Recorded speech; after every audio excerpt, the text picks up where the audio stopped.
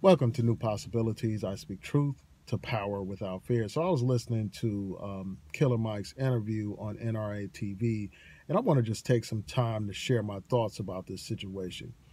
But before I get into that, I just want to say this. Killer Mike apologized for his interview. He was basically saying that he didn't appreciate the timing that it was released and all that kind of stuff because it was released around the time that this march for our lives was taking place, a march that was against school violence, these shootings that have occurred in the march calling for gun control laws, reasonable gun control laws. So he apologized for the timing of the interview and all that kind of stuff. But he didn't apologize for anything that he said in that interview. And I want to just take some time to just reflect on some of the things that he said in that interview. First of all, the person that hosted the interview is a black man who's basically serving as the token Negro for the NRA. He's trying to put a black face on this issue of, gun owners' rights and all that kind of stuff. So this guy's interviewing him. The guy that's conducting the interview complains about the fact the celebrity spent $3 million on the organizing for that rally that took place this past weekend.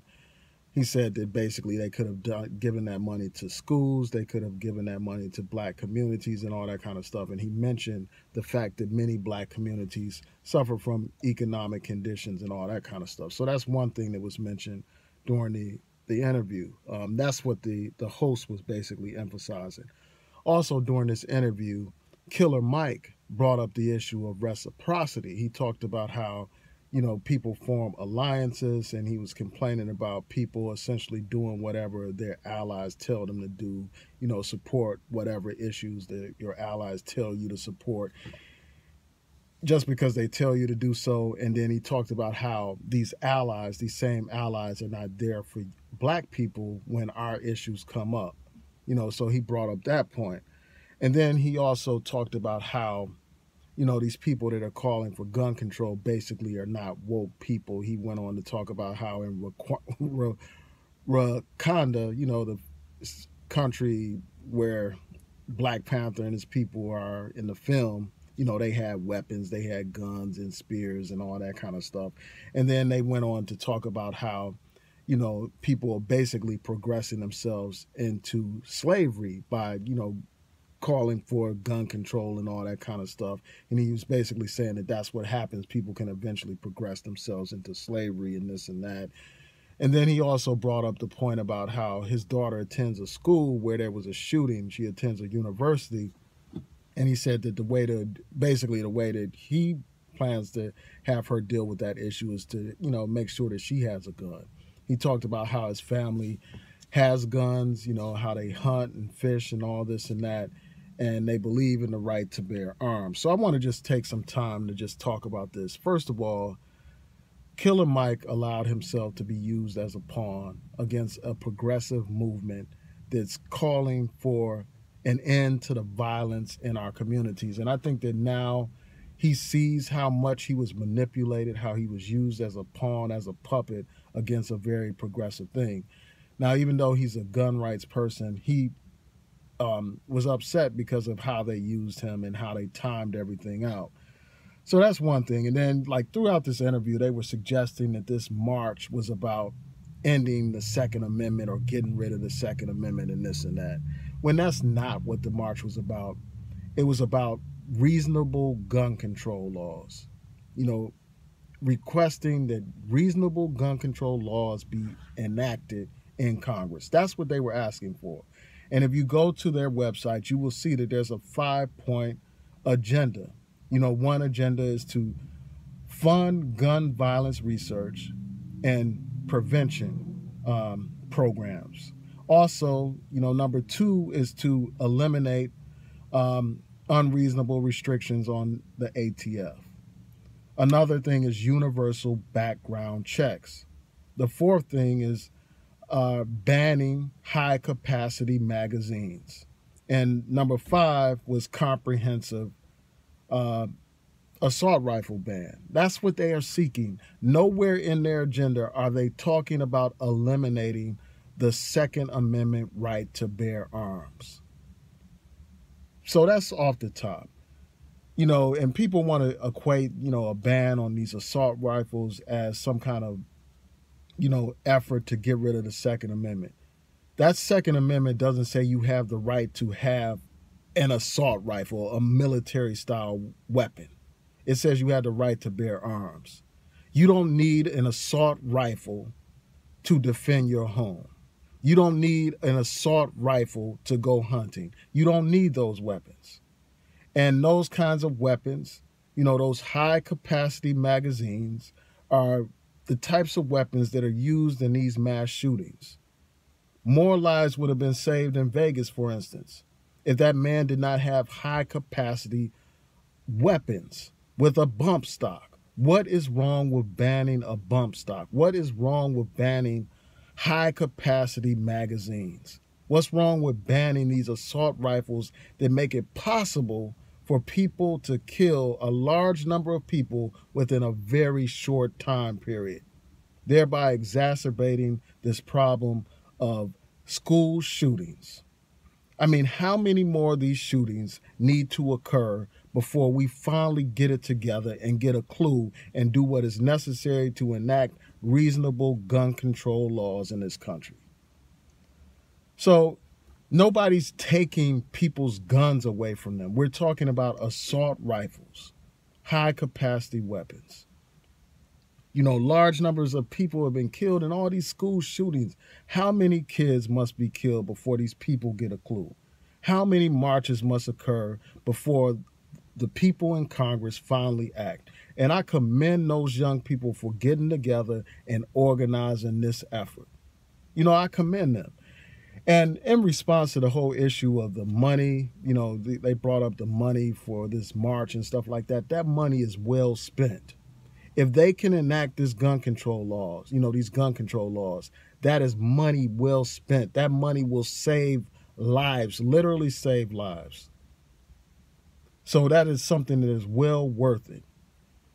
It's one thing to say, well, we need to fund this and that project in the Black community. We need to fund schools in the Black community. That's true. And I encourage celebrities to do that, to do what they can to give back. You have celebrities that give back, that have created their own schools, like LeBron James and others who have done that. And I commend them for doing so.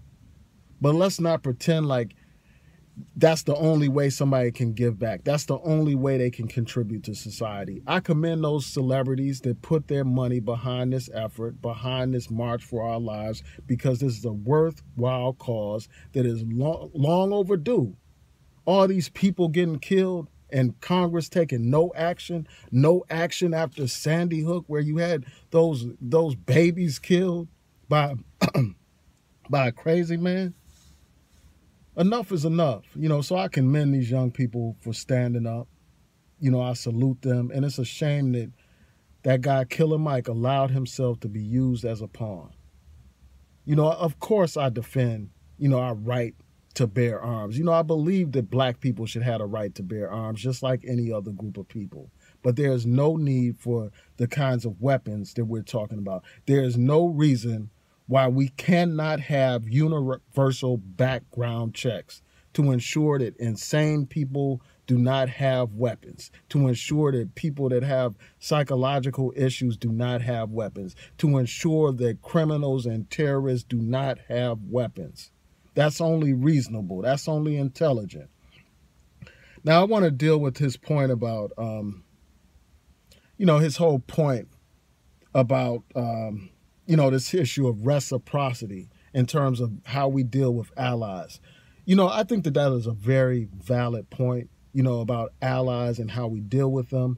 But that doesn't undermine the worthiness of this cause for gun control. Gun control affects not only these school shootings that take place in white communities, it affects the Black community as well. We see that many of our communities are armed to the teeth. You have people with all kinds of assault rifles and all kinds of weapons, and we see the violence on our streets every day.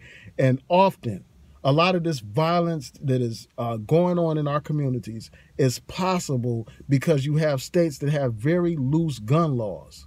A lot of the weapons that end up on the streets in cities like Baltimore and Detroit are purchased at these gun sales, these gun shows and all that kind of stuff in these places where they have loose gun control laws. And those guns end up finding themselves on the street. Those guns end up being used in the homicides that take our young people's lives.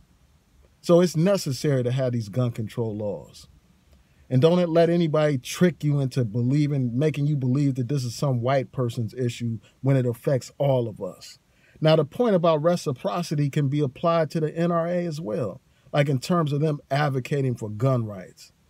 When it's black people, they don't advocate for us to have guns. They didn't advocate for Philando Castile when he was shot, when he had a legal right to bear arms, when he was shot and killed. I didn't hear a damn word from the NRA. Killer Mike didn't ask that guy about the NRA's position on that issue, did he? I didn't hear a damn peep from the NRA when Alton Sterling was killed and they said he had a gun. I didn't hear a word from these people.